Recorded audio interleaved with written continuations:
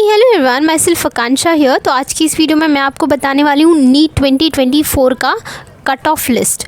सबसे पहले हम ये समझते हैं कि आपका जो कट ऑफ है that is based on what all things. सबसे पहले आज की इस वीडियो में हम स्टेट वाइज कट ऑफ की भी बात करेंगे as well as the category wise.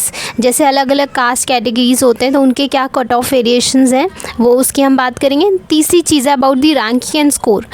अब इस चीज़ों में काफ़ी कन्फ्यूजन होता है बच्चों में कि रैंकिंग और स्कोर में क्या डिफरेंस है। जैसे रैंकिंग आपकी अलग होती है, आपकी स्कोर्स अलग होती हैं, तो उसके बारे में भी हम बात करेंगे। देखिए, जो आपका सीट अलॉटमेंट होता है that is based upon this two things. अभी फिफ्थ चीज़ है हमारी वेरिएशन। जैसे हम लोग कंपेयर करेंगे कि लास्ट ईयर से अभी कितना कट ऑफ चेंज हो सकता है, या पॉसिबिलिटी क्या है कि आने वाले आपके एग्जाम्स में आपको क्या कट ऑफ मिल सकता है। तो ये सारी चीज़ों की आज की इस वीडियो में हम बात करेंगे। तो चलिए without wasting the time let's start the video.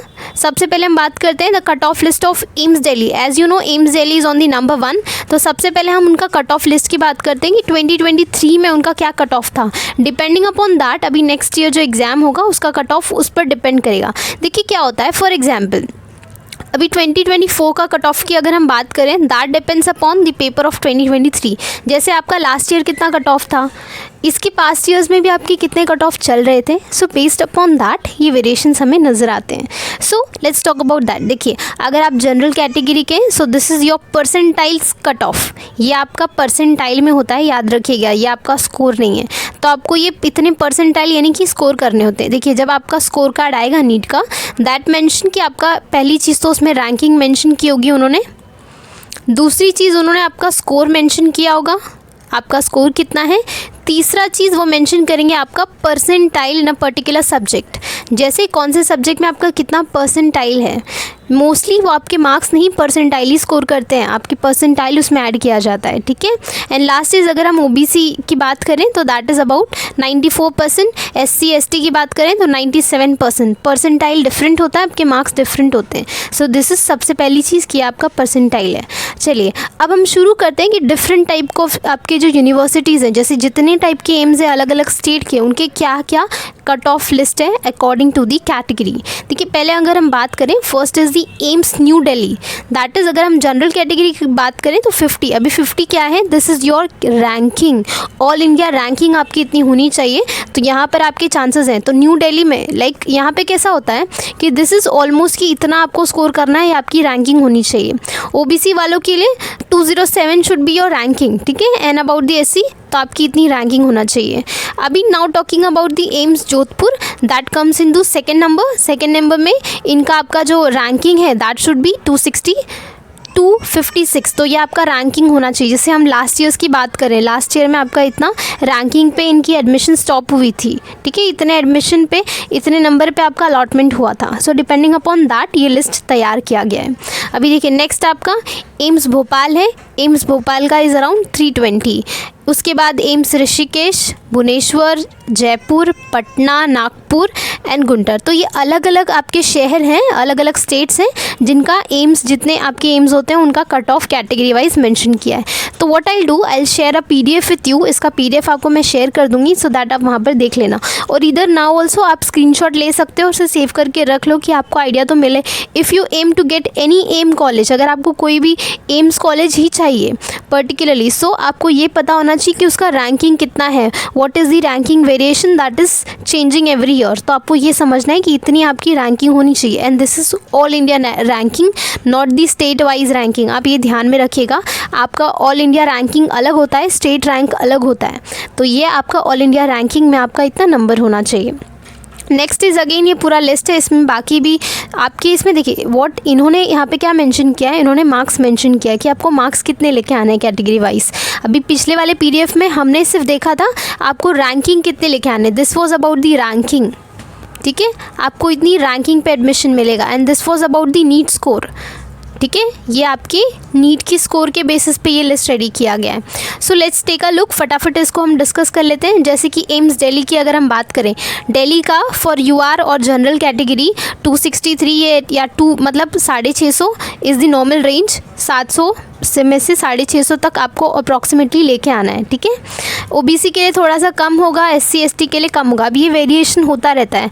आप ये जो रैंकिंग है या जो मार्क्स है इसको परफेक्ट मान के नहीं चल सकते क्योंकि एवरी ईयर ये चेंज होता है। ऐसा क्यों होता है? मान लो अगर पेपर डिफ़िकल्ट आया तो रैंकिंग कम हो जाती, कट ऑफ लिस्ट गिर जाता है, तो ये हर साल चेंज होता आपको नज़र आएगा।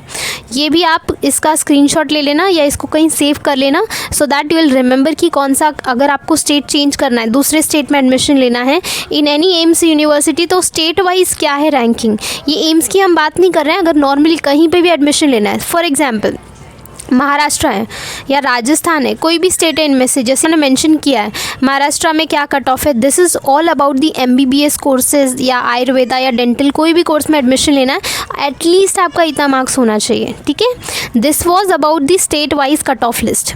अभी देखिए अगेन, अभी ये वाला जो है आपका, अभी हमने डिस्कस कर लिया, that was the same thing. अभी हम बात करते हैं आपकी qualifying percentage along with the percentile, आपका कितना होना चाहिए। जैसे फॉर जनरल कैटेगरी स्टूडेंट 50% आपको मार्क्स स्कोर करना पड़ता है, 50% में आपका परसेंटाइल कितना बनेगा, तो दैट इज़ 98%। ये आपका क्वालिफाइंग मार्क्स है कि एटलीस्ट इतना आना चाहिए, एंड दिस इज़, ये आपका कट ऑफ का परसेंटाइल होता है, ठीक है। अभी talking about the SC ST वाले स्टूडेंट्स, इनके लिए थोड़ा सा कम परसेंटाइल होता है, दैट इज़ 40%। जैसे जनरल कैटेगरी वालों को ज़्यादा मार्क्स स्कोर करने होते हैं, जैसे अगर हम मार्क्स की नीट स्कोर की बात करें या रैंकिंग की बात करें, so general category has to score a good rank as well as the good NEET score along with the percentage, तो इनका हर फील्ड में आपको ज़्यादा ही मिलेगा। तो ये फर्स्ट नंबर पे है आपका। सेकंड SC ST वालों के लिए 10% कम है, डिस्काउंट है, ठीक है, तो आपको 10% कम मार्क्स स्कोर करना है। अब OBC की बात करें तो ये 45 है, ठीक है। जस्ट आपके जनरल के बाद OBC आते हैं, फिर आपके SC ST आते हैं, एंड जैसे जैसे आप नीचे जाएंगे ये परसेंटाइल या आपके नीट के score ranking marks based upon the category ये आपको गिरता नज़र आएगा। जैसे यहाँ पे OPH वाले बच्चे, उनको 45 परसेंटाइल स्कोर करना है, यानी जो हैंडीकैप है, ठीक है, जो फिजिकली अनफिट वाले बच्चे हैं उनको इतने परसेंटाइल स्कोर करने हैं, ठीक है। This is the percentage.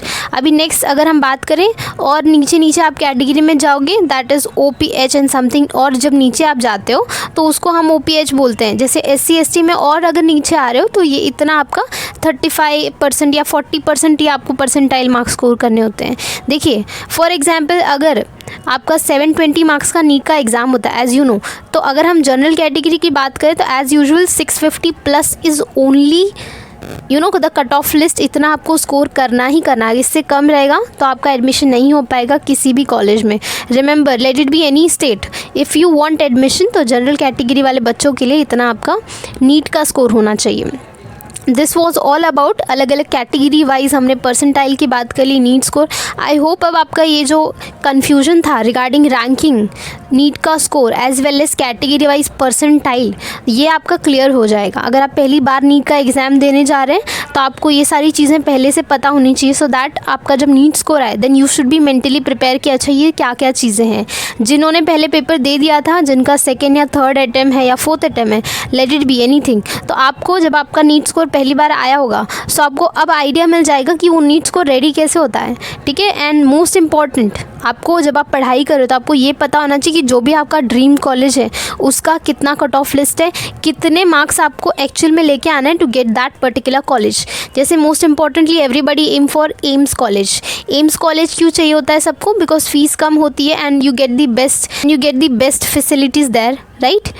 इसी तरह से अब ट्राई तो आप यही करिएगा कि आपको एम्स के कॉलेजेस मिल जाएं जो टॉप कॉलेजेस होते हैं। तो इसीलिए हमने इस पूरे वीडियो में सिर्फ एम्स की बात की है, एम्स को कवर किया है। तो AIIMS is the as you know most important institute for all medical and science students. अगर यहाँ से आप पढ़ाई करते हैं तो आपके लिए बहुत बेहतर होगा। तो ये आज हमने इनके कट ऑफ की बात कर ली है।